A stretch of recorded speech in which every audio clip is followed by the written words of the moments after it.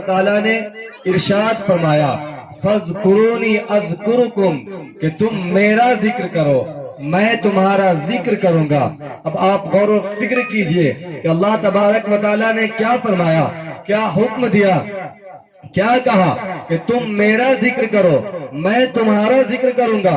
اب ایک اللہ کا بندہ، ایک نبی کا غلام اپنے رب کو کس طرح یاد کرتا ہے اور کس طرح سے یاد کر سکتا ہے، جب آپ غور و فکر کیجئے گا، جب آپ سمجھنے کی کوشش کیجئے گا تو آپ کو پتا چلے گا کہ رب کائنات کی ذات کو یاد کرنے کے لیے، نبی کا ذکر کرنے کے لیے، خدا کو یاد کرنے کے لیے صرف یہ طریقہ نہیں ہے کہ ایک انسان محفل میلاد سجوائے، بلکہ انیک طریقہ ہے جس کے ذریعے ایک بندہ مومن اپنے رب کا ذکر کر سکتا ہے۔ جب آپ علماء سے پوچھیں گے تو آپ کو بتائیں گے، معلوم پڑے گا کہ جب کوئی بندہ مومن قرآن پاک کی تلاوت کرتا ہے، وہاں پر اگر کوئی 2 لوگ 4 لوگ موجود ہیں، اگر وہ سن رہے ہیں تو قرآن پاک پڑھنا ہی تو خدا کا ذکر ہو جاتا ہے۔ سبحان اللہ سبحان اللہ۔ قرآن پاک پڑھنا، کیونکہ قرآن میں کیا ہے،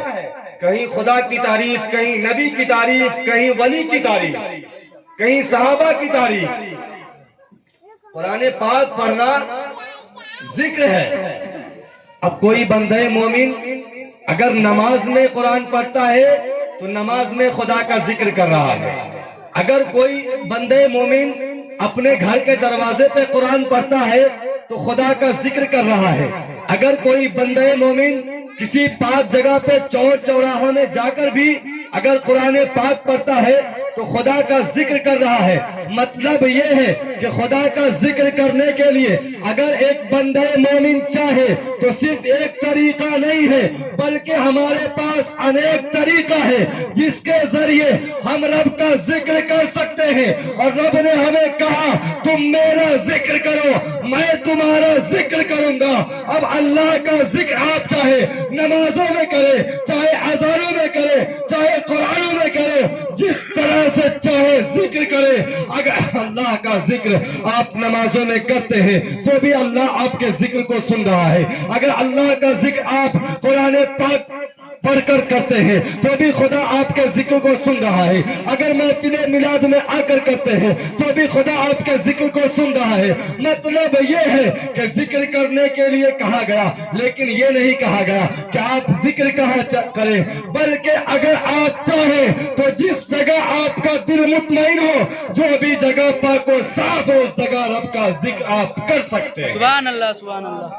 جو بھی جگہ پاک و صاف ہو، کیونکہ اگر آپ چاہیں تو مسجد میں خدا کا ذکر کر سکتے ہیں، اگر آپ چاہیں تو اپنے دروازے پہ کر سکتے ہیں، اگر آپ چاہیں تو اپنے چھت پہ کر سکتے ہیں، اگر آپ چاہیں تو اپنے روڈ پہ بیٹھ کر کر سکتے ہیں۔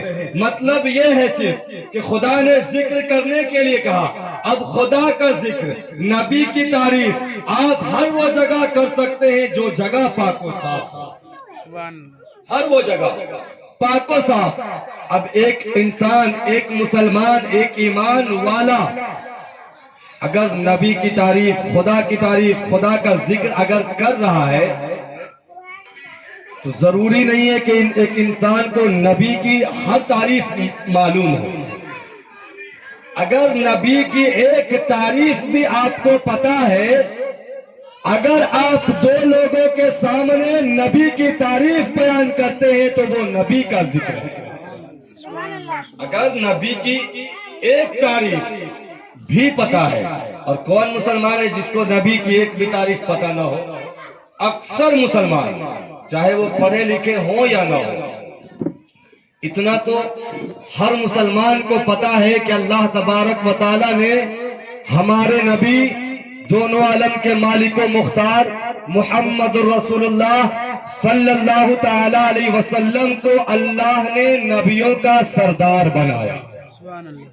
یہ نبی کی ایک تعریف ہے۔ اگر کوئی مسلمان اپنے گھروں میں بیٹھ کر ہی اپنے ماں کے سامنے، اپنی بیوی کے سامنے، اپنے بچوں کے سامنے اگر نبی کی اس تعریف کو بیان کرتا ہے تو بھی وہ نبی کا ذکر بیان کر رہا ہے، کیونکہ ذکر کس کے سامنے کیا جاتا ہے؟ لوگوں کے سامنے۔ ذکر کا عام بھاشا ذکر کا